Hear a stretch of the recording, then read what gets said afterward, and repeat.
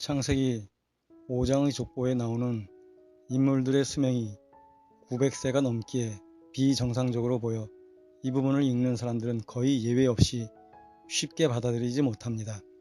자신들이 살아오면서 전설이나 신화에서 말고는 사람들이 이렇게 오래 살았다는 것을 들어본 적도 없기 때문입니다.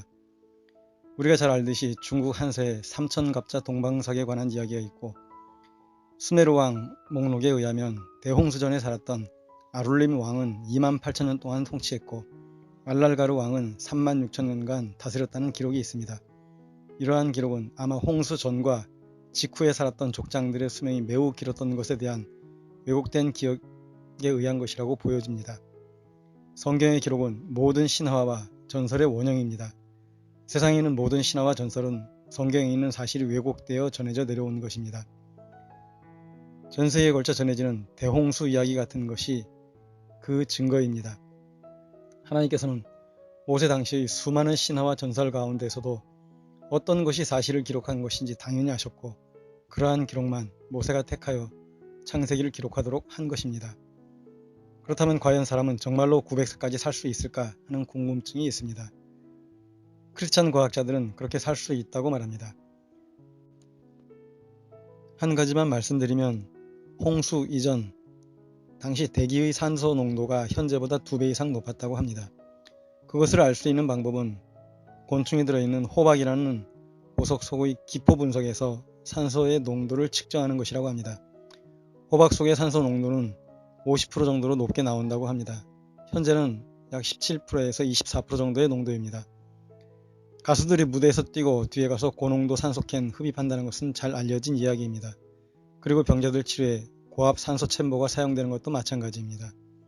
미국 텍사스의 제시카라는 18개월 된 여자아이가 20cm 크기의 파이프에 6m나 빠져서 이틀 반이나 지나서 구조되었는데, 좁은 공간에서 다리가 비틀어져 구조했을 때 피가 통하지 않아서 다리 색깔이 까맣게 되었습니다. 의사들이 긴급히 잘라야 된다고 했으나 의사 한 분이 고압 산소 챔버에 한번 넣어보자고 해서 2시간 만에 회복된 사건입니다. 다만 새끼 발가락만 회복되지 않았다고 합니다. 홍수 이전 시대에 산소 농도가 그렇게 높으면 지금 10km 뛰고 힘들어하면 100km를 뛰어도 힘들지 않은 환경이라고 생각하면 된다고 합니다. 그리고 유전자의 고장이 지금보다 적었기에 병도 적고 수명도 길었을 것이라고 합니다. 구약에 묘사되고 있는 인간 수명에 의하면 아담에서 라멕까지는 약 1000에서 800세, 노아에서 아브라함까지는 약 600에서 200세, 아브라함에서 모세까지는 약 200에서 100세, 그리고 시편 90편 10절에 의하면 당시에는 70에서 80세입니다. 이것은 인간 수명이 세월이 지남에 따라 점점 더 줄어들었다는 것을 의미합니다. 진보적이고 극단적이고 자유주의적인 비평자들은 성경도 신화라고 하지만 성경은 결코 신화나 전설이 아니라 사실에 기반한 정확한 하나님의 말씀입니다. 역사의 기록은 승자의 기록이라는 말이 있듯이 많은 역사는 조작되었고 왜곡되었습니다. 일본의 역사 왜곡이나 중국의 동북공정 등이 그 대표적인 예입니다. 그러나 성경은 사실 그대로의 기록입니다. 심지어 딸들이 아버지를 술 취하게 하고 자녀를 갖는 온당하지 못한 행동까지 가감없이 기록했고, 시아버지를 속여 아기를 가진 며느리 다말의 이야기도 기록되어 있습니다. 대부분 나라들 왕의 족보는 모두가 하늘에서 내려온 신들처럼 조작하여 화려하기 그지없습니다. 그러나 성경은 가장 뛰어난 왕인 다윗의 가문에 여리고성의 창녀인 라합과 저주받은 민족인 모압 여자까지 있다는 수치스러운 일까지 가감없이 기록하고 있습니다. 그런 것만 보아도 성경은 사람이 조작하지 않고 하나님의 감동으로 기록되었다는 것을 신뢰할 수 있습니다. 오늘 창세기 5장 1절은 아담 계보의 책이라고 말합니다. 창세기를 기록한 모세는 이집트 왕궁에서 자랐습니다. 당시 이집트는 비교될 만한 나라도 없었던 가장 막강한 나라였기에 왕궁의 서고에는 엄청난 문서들이 있었을 것이 분명합니다. 그러므로 이집트의 왕자였던 모세는 이집트 왕궁에서 많은 고대의 책이나 문서들을 보았을 것입니다. 본문의 히브리어도 분명하게 책 또는 문서를 의미하는 세페르라는 단어를 사용하고 있습니다. 그러므로 창세기는 모세가 하나님의 계시를 받아서 없던 내용을 모두 창작해서 기록한 것이 아닙니다. 이미 자신이 읽었고 알고 있던 내용들과 다른 참고할 만한 많은 문서들을 바탕으로 기록하였을 것이고, 다만 성령님께서 잘못된 내용이 들어가지 않도록 모세의 지각이나 판단력에 간섭하셨을 것이 분명합니다. 즉 모세는 당시에 어떤 신뢰할 만한 기록을 보고 아담의 족보를 정리했다는 말입니다. 거슬러 생각한다면 아담의 족보는 모세 시대에는 믿을 만한 역사였다는 것입니다. 잘 기록된 족보에는 누구에게 언제 어떤 일이 있었는지, 언제 어떤 말을 했는지 기록되어 있다고 합니다. 성경에 기록된 족보는 하나님께서 그들의 인생의 매일의 하루하루의 삶에도 깊이 개입하시고 지켜보시고 인도하셨다는 것을 증거하시는 것입니다. 하나님께서는 우리를 그렇게 지켜보고 계시는 것입니다. 욥기 14장 16절은 주께서 나의 걸음을 세신다고 하시며, 우리가 잘 아는 마태복음 10장 30절은 머리털까지 다 세신 바 되었다고 하십니다. 우리는 7, 80년의 세월도 하나님만 바라보며 살지 못하고 있지만 하나님께서는 나에 대한 모든 구원의 계보와 내 삶의 모든 자료를 완벽하게 가지고 계십니다. 한순간도 나에게서 시선을 돌리지 않으신다는 것을 보여주는 것이 축복입니다. 창세기 5장 2절은 창세기 2장 22절의 기록대로 하나님께서 남자와 여자를 창조하셨다고 하신 그 말씀을 다시 한 번 더 밝혀줍니다. 창세기 4장 14절과 17절에 가인을 죽이려는 자와 가인의 아내 때문에 신천지처럼 종종 아담 이전에 인류가 있었다는 터무니없는 그런 이단들이 있습니다. 유튜브에도 그런 주장을 하는 사람들이 있는데 원문과 성경은 결코 그렇게 말씀하지 않습니다. 아담 이전에 인류가 있었다면 성경의 구원 역사가 전혀 맞지 않게 됩니다. 말라기서 2장 15절은 주께는 영의 여분이 있었을 때 주께서 오직 하나를 만들지 아니하셨느냐, 어찌하여 하나만 만드셨느냐, 이것은 주께서 경건한 씨를 구하고자 하심이라고 하시며, 또한 사도행전 17장 26절은 또 그분께서 인류의 모든 민족들을 한 피로 만드사라고 모든 민족이 하나라고 하십니다. 고린도전서 15장 45절은 분명히 첫사람 아담이라고 기록합니다.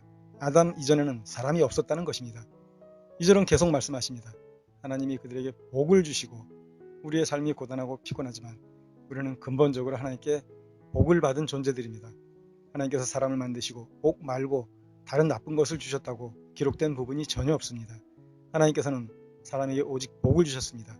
질병, 가난, 슬픔, 고난, 죽음 등의 나쁜 것은 아무것도 주시지 않았습니다. 지금 우리가 고단하고 피곤하고 낙심하고 절망하는 것은 하나님께서 주신 것이 아니라 마귀가 세상에 뿌려놓은 것입니다.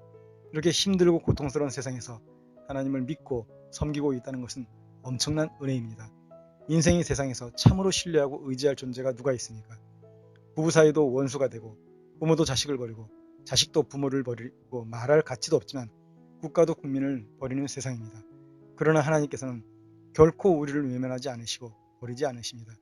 우리가 의지할 유일한 분은 오직 복을 주신 하나님이시고, 감사하게도 우리는 지금 하나님을 만났고 섬기고 있습니다. 이기적이라고 말할 수 있지만 저는 종종 제가 하나님을 섬기고 있다는 생각을 할 때 말할 수 없는 안도감과 행복감을 느낍니다. 24절은 에녹이 하나님과 동행하더니 하나님이 그를 데려가셨다고 기록합니다. 죽음을 겪지 않고 하나님께서 하늘로 데려가신 에녹의 이야기는 매우 독특하며 잊혀질 수 없는 사건입니다. 시간이 흐르면서 그 후손들에 의해 기억이 왜곡되어 고대의 신화에 기록되었다고 보여집니다. 그리스 로마 신화에서는 아다파, 아에나스, 헤로데스 등이 하늘로 올라간 사람이고, 수메르 신화에서는 지혜자 우주압트 또는 일곱 번째 왕 엠메두랑키 등이 다른 사람으로 불린 사람들 또는 왕들이 신들에 의해 하늘로 올라갔다고 합니다. 에녹은 하나님의 사람들이 따라야 할 모범입니다. 하나님의 사람은 하나님과 동행해야 합니다. 하지만 정확히 말하면 성령 하나님께서 늘 우리와 함께 동행하시는 것입니다. 우리는 깨닫지 못해도 늘 하나님께서 우리를 지켜보십니다. 제 딸이 대구에서 대학교를 다닐 때 얼마나 기도했는지 모릅니다. 아마 내가 할 수만 있으면 옆에서 늘 따라다니며 지켜주려고 했을 것입니다. 물론 기도는 가장 강력한 보호입니다. 그러나 부모 입장에서는 누구나 직접 옆에서 지켜주면 더 좋겠다고 생각할 것입니다. 하나님께서는 실제로 우리와 늘 동행하시며 지켜주시는 분이십니다. 그러므로 우리가 하나님과 동행한다는 것은 하나님께서 잡아주시는 보호와 인도의 손길을 뿌리치지 않는 것입니다. 동행은 여러 가지로 나타나지만 우리 쪽에서는 하나님을 의지하고 신뢰한다는 것입니다. 그것은 기도로 나타납니다.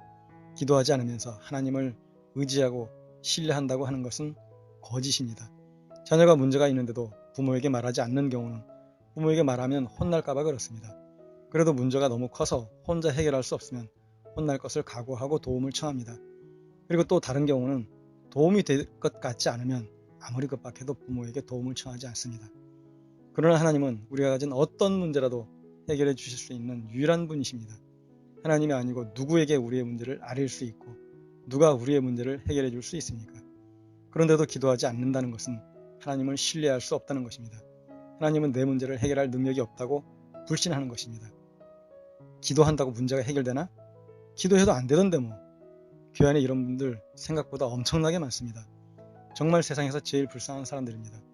기도하면 우리가 보기에 응답이 안 되거나 너무 늦은 것처럼 보여서 안달이 날 때도 있습니다. 그러나 기도는 반드시 응답됩니다. 기도했다면 조금도 걱정하지 않아도 됩니다. 억지로 믿습니다 하지 않으셔도 응답됩니다. 주님께서는 우리의 기도를 반드시 들으시기 때문입니다.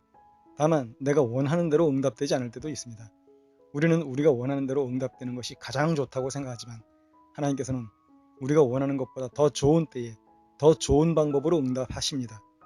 기도는 하나님을 믿고 신뢰한다는 표지입니다. 신뢰 없이 동행은 없습니다. 기도는 하나님과 동행하는 가장 분명한 표지입니다. 에녹은 하나님과 동행함으로 살아있는 그대로 하늘에 올라갔습니다. 이것은 우리에게 귀중한 교훈을 주는 것입니다. 우리도 하나님과 동행하는 삶을 산다면 에녹처럼 산채로 하늘로 올라가지는 않겠지만 살아있는 지금의 모습 그대로 이 땅에서 하늘의 기쁨을 맛볼 수 있을 것입니다. 성령님의 강력한 보호 아래 있게 됩니다. 그것이 그리스도 안에서 하나님께서 우리에게 원하시는 것입니다. 29절에서 라멕은 땅이 저주받아 자신들이 수고롭게 일한다고 고백합니다. 라멕이 수고롭게 일한다고 하는 것은 육체 노동으로 농사를 하거나 생계를 위해서 일하는 것이 고단하다고 말하는 단순한 것으로만 볼 수는 없습니다. 라멕은 할아버지 에녹의 예언으로 인해 세상이 심판받을 것을 알았을 것이고 그러므로 그는 베드로후서 2장 8절의 말씀처럼 저주받은 세상에서 의로운 심령이 상했을 것이고 하나님의 참된 위로를 간절히 바랬을 것입니다. 시편 119편 136절은 범죄자들이 주의 말씀을 지키지 아니하므로 내가 그들을 보고 근심하였다고 세상의 죄악으로 인해서 하나님의 자녀들의 마음이 상하는 것을 보여줍니다. 라멕은 지금의 우리처럼 또는 출애굽 당시의 이스라엘 백성들처럼 구원자에 대한 분명한 신학적 지식이 없었을 것입니다. 그러나 하나님께서는 저주받은 세상을 보고 의로운 심령이 상해 있는 라멕에게 그의 아들 노아가 위로를 가져올 것을 알게 하셨습니다. 라멕이 바라는 위로는 구원자를 소망하는 원형으로 보입니다. 우리가 알듯이 참된 위로자는 오직 그리스도뿐입니다. 예수님께서는 요한복음 14장 16절에서 성령님을 또 다른 보혜사 위로자라고 부릅니다. 그것은 예수님 자신도 위로자라는 것입니다. 세상은 강한 자들이 약한 자들을 억압하는 곳입니다. 돈이 많거나 권력이 있거나 높은 지위에 있거나 많이 배운 자들이 그렇지 못한 자들을 무시하고 멸시하고 억압하는 곳입니다. 그런 곳에서 힘겨워하는 자신의 자녀들을 하나님께서는 반드시 위로하십니다. 우리가 고통당하고 피곤한 삶을 사는 것을 외면하시는 분이 아니십니다. 우리 자녀가 누군가에게 이유도 없이 괴롭힘을 당하고 있고 또 나에게 그것을 해결할 능력이 있다면 반드시 문제를 해결해주고 자녀를 위로할 것입니다. 어떤 부모이든 그런 마음입니다. 하나님 역시 다를 바 없을 것입니다. 창세기 6장 11절은 당시의 세상이 부패했고 포악함, 즉 폭력이 가득했다고 기록합니다. 부패했다는 것은 정의는 물론 상식과 양심이 모두 사라졌다는 말입니다. 지금의 세상도 부패와 폭력이 가득한 세상입니다. 어떤 분들은 세탁기, 식기세척기, 냉장고, 자동차, 비행기, 로켓, TV, 스마트폰 등의 편리한 전자기기들을 예로 들면서 과학이 발전해서 얼마나 살기 좋은 세상이 되었냐고 말합니다. 물론 살기 편해진 것은 맞지만 좋아진 것이라고 볼 수는 없다고 생각합니다. 그런 분들은 세상의 겉모습만 보고 있는 것입니다. 세상은 정말 정의도 상식도 양심도 사라진 부패에서 악취가 풍기는 곳입니다. 하나님께서는 고단하고 피곤한 이런 악하고 부패한 세상에서 우리를 지켜보시고 인도하시고 위로하시는 유일한 분이십니다. 하나님께서는 우리에게 완전한 위로를 주시기 위해 친히 사람이 되셔서 세상에 오셨고 나의 모든 짐을 대신 지시고 십자가에서 해결해 주셨습니다. 주님을 바라보고 의지할 때 진정한 위로와 쉼을 누릴 수 있습니다. 주님 안에서 말고 어디에서 우리가 위로를 누릴 수 있습니까? 우리가 주님 말고 도대체 누구를 의지하고 누구에게 우리의 아픈 마음을 털어놓을 수 있습니까? 고단한 세상에서 아픈 마음을 털어놓을 분이 있다는 것은 커다란 축복입니다. 더구나 들어주시는 분이 만물의 주인이시며 통치자이십니다. 우리의 아픔과 고단함을 넉넉히 해결해 주실 유일한 분이십니다. 하나님께서 해결하지 못하실 문제는 아무것도 없습니다. 하나님의 위로는 단지 천국 가는 것만이 아닙니다. 물론 천국 갈 수 있다는 것은 정말 말도 못하게 엄청난 축복입니다. 그러나 하나님의 위로는 그 이상 설명할 수 없는 엄청난 것이 있습니다. 하나님께서는 자신의 자녀들인 우리가 그 깊은 복을 누리기를 원하십니다.